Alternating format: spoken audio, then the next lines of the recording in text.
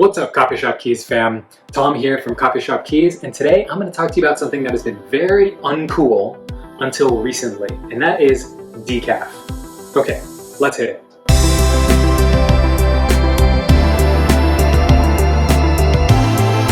Alright, so the past few weeks have been pretty big for decaf coffee. And we all know the tropes: death before decaf, decaf is for the weak, that sort of thing. That's made decaf out to be very uncool. But recently, the Specialty Coffee Association, or SCA, had an expo in Chicago, and they have a bunch of competitions during this expo. One of those competitions that highlights coffee, specifically, there was the founder of Blend-In Coffee Club, Weihong Zheng.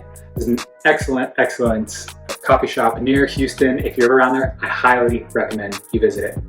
Had one of the best cups of coffee there. Anyway, so Weihong presented a coffee to the judges. It was decaf coffee. This has been done before, but that coffee won the competition for best coffee, and it's decaf. So this is a big deal for decaf coffee, right? So what used to be uncool is now becoming cool. Now you might think, oh, well, that's just for baristas. Those are coffee aficionados, etc. Okay, yes, but follow me here. This is the pinnacle of coffee culture, and it's going to trickle down to the mainstream. It might take a while, but it will get there. Decaf coffee will slowly become more and more popular. Follow this trend. So, we are all familiar with the non-alcoholic beverages, right? Like non-alcoholic beer, for one. 5 years ago, non-alcoholic beers were almost not even a thing. And these days, non-alcoholic beers are one of the fastest growing segments by the breweries that typically sell beer.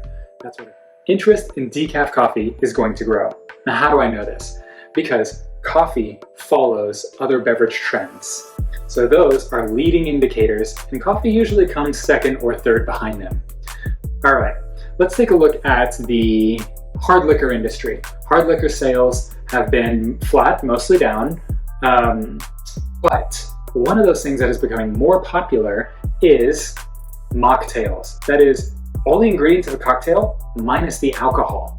So 10 years ago, it was almost not really a thing to order a mocktail. Maybe someone looked at you kind of weird, but these days, it's very, very tolerated and even encouraged. People have mocktail parties.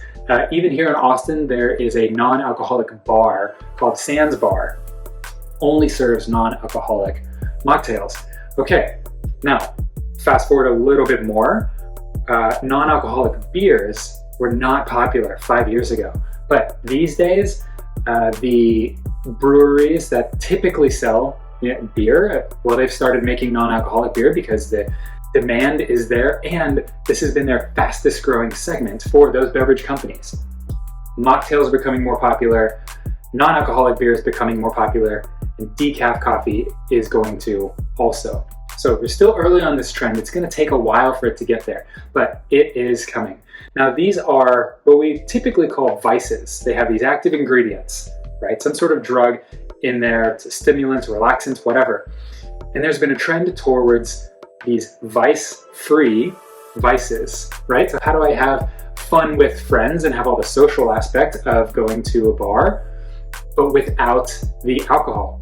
Mocktails, same thing with non-alcoholic beer. It's going to be the same thing with decaf coffee.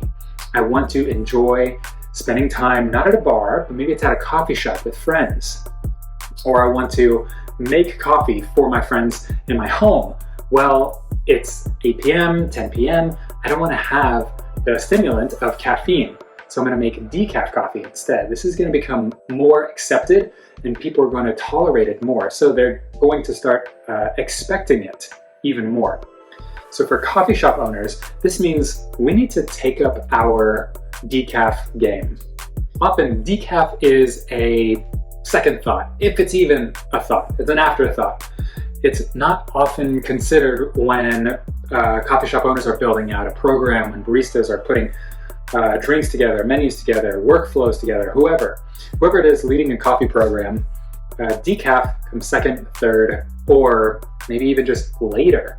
But I think that's going to change. I think that decaf is going to maybe not become front and center, but it's going to take a bigger place on the coffee stage as part of the offerings in a coffee shop's menu. Now that means that you need to be actually paying attention to the quality of decaf coffee that's coming from your roaster. That also means that you need to be paying attention to weighing it, dosing it, timing it, everything that you do for regular coffee, regular espresso, but you're going to be doing that for decaf also. That also means that if you are the cafe that has specialty coffee, like on espresso, or if you do some pour overs, you might also considering adding decaf into the rotation too. So think about some ways where you can highlight decaf, because it's not going away. I think that we are at the very early stages of this trend of rising popularity in decaf. So I want you to consider how you can create a bigger spotlight for decaf coffee in your coffee shop. For instance, when I had my own coffee roasting company, I had a business partner and he loved decaf coffee. He was very early into this.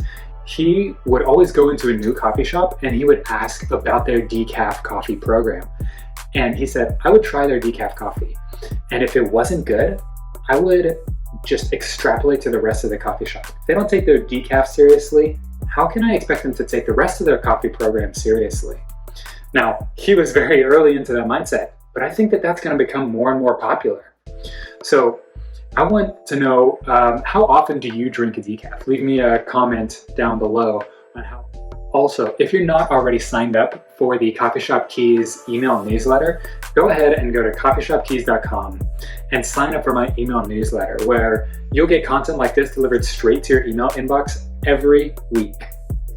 All right, so this has been Tom from Coffee Shop Keys. I hope that you've enjoyed this video, and I hope that you learn a lot and that you go out and you make great coffee.